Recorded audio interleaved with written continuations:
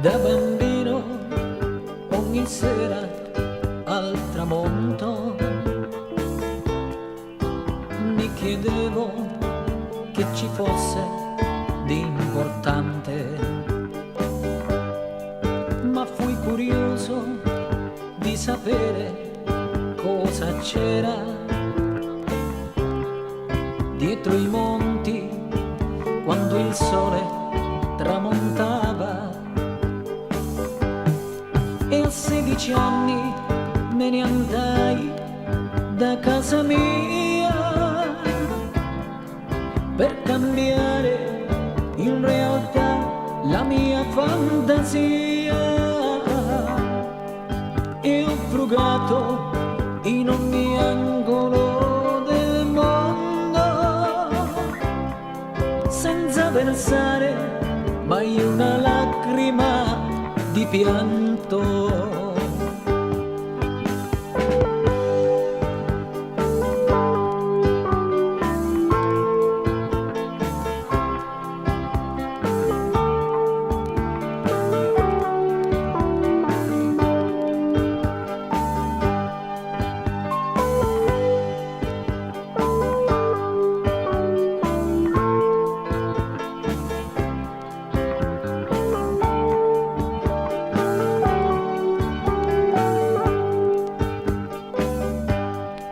Per la strada incontrai un uomo come